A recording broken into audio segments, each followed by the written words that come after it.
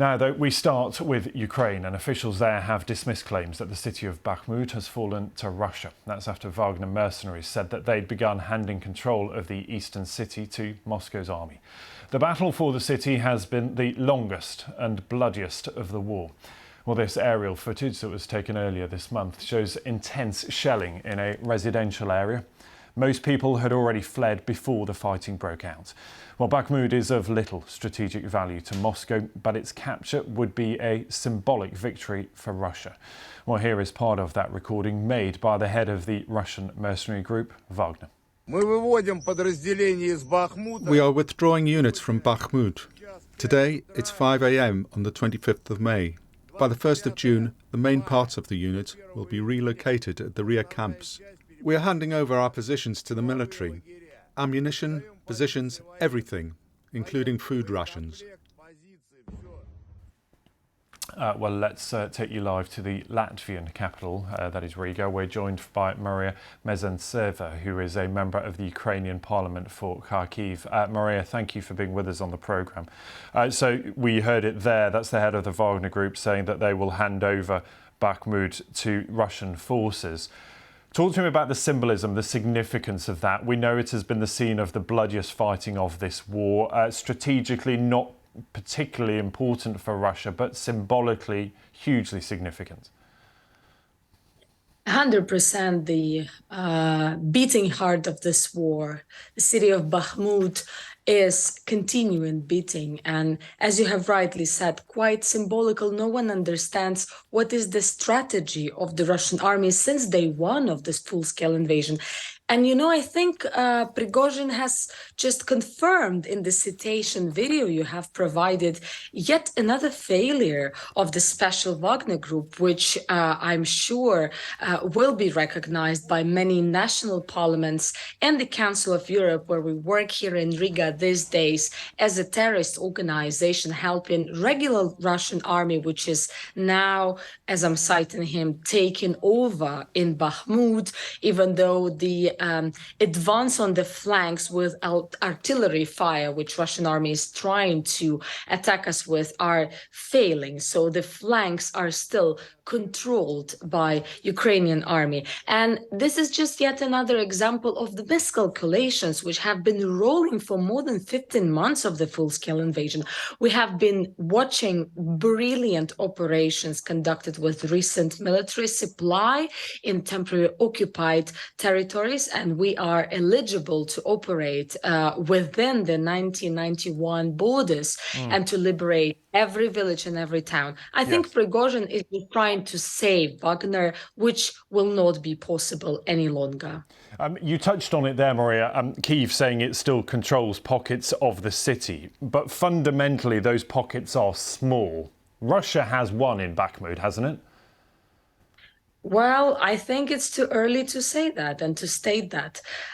In the recent communications we're having directly with brave soldiers in Bakhmut, has been confirmed that the army says we are still there, and this is a very direct message. I don't think we should go ahead with the myths.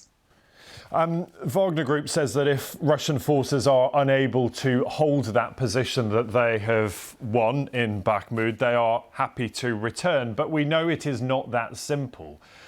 Ukrainian forces will be keen to fill in there if Russian forces are not able to hold it. And in and of itself, as we said, Bakhmut not strategically important, but it will give it greater access, give Russia greater access to all of that area, which in itself is important, all of the Donetsk area. I would like to emphasize, as a person coming from Kyiv, which faced, as a region, faced the aggression as well. 1/3 of its territory was under occupation, liberated back in September last year. Brilliant operation of Ukrainian army.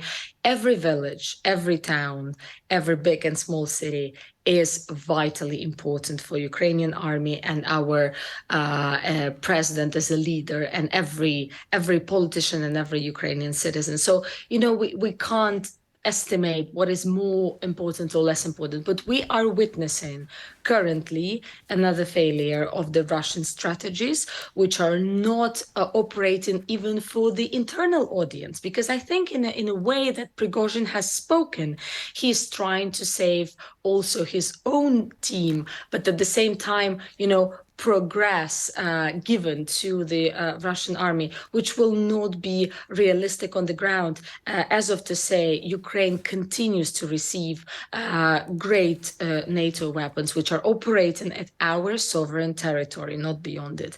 Therefore, I assume there will be another wave of disinformation for internal market, so that we are witnessing Russians are not willing to be recruited to the Russian army for whatsoever reason. They have no motivation. They have low expectations because they are not receiving enough support. And Prigozhin has confirmed it multiple times in his address.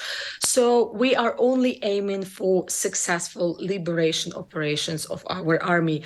And thanks to UK and other partners, we do believe it can be realistic in the nearest time.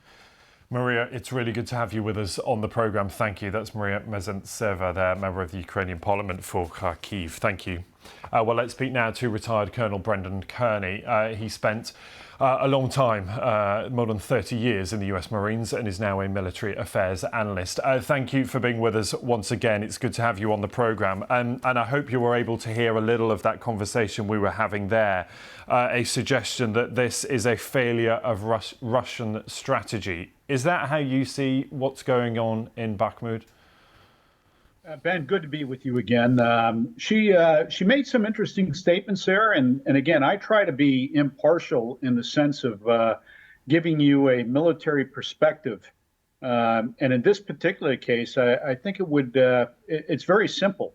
I don't think anybody knows what the Russian strategy is. I think this is this effort in Bakhmut that's gone on now for a number of months at great cost to the Wagner group and to the Russians that are supporting them, the logistics chain that has been supporting the Wagner group, and also obviously to the Ukrainians. I'm not sure what they accomplished. It's of little tactical, operational, or strategic value. So again, this has just been a meat grinder to the benefit of the Ukrainians. So the Wagner group say they will withdraw. They will hand over that ground to Russian troops. From a military strategy point of view, do you think Russian troops can hold that ground? It all depends on what the Ukrainians want to do, how much effort they want to put into regaining that ground. The Wagner group and Prigozhin's statements really defy common sense from a military perspective. You don't announce when you're going to have a relief in place. It's a very, very difficult military operation that has to be very carefully choreographed, normally between units that are very, very familiar with each other. I mean, the British Expeditionary Forces in France in World War I developed this into an art form. And I say that with a great deal of admiration. And Prigozhin is just the operational security aspects of him announcing this ahead of time just basically essentially tells the Ukrainians, hey, look, we're going to be weak for the next couple days because we're going to be going back and forth, relieving forces, the Wagner troops trying to make their way to the rear, the Russian forces coming up to the front to occupy those positions. This is amateur hour.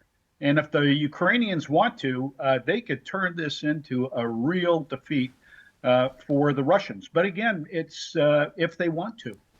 We've talked about this before, about whether there are three key players here: Russian forces, Ukrainian forces, and then the Wagner group. And we know the Wagner boss repeatedly targeting top Russians, saying, you are not giving us the support that we need. Is this a different narrative that's now playing out and saying, look, we've done our job, we're off, it's all over to you? Well, yes and no. He has clearly handed the responsibility, at least verbally, over to the Russian military. But at the same time, in his statement, the one that I read, he basically was saying, hey, look, we're going to the rear, but we're ready to come help you. You know, it's almost, like he's implying that, you guys can't handle it, but we'll save you again. which, of course, the Russian military is just not going to receive that very, very well. And you hit the nail on the head. This is three different parties with their own agendas. The Ukrainians have the simplest one in this particular case. They're defending in Bakhmut. The Russians and the Wagner group seem to be operating from two different sheets of music.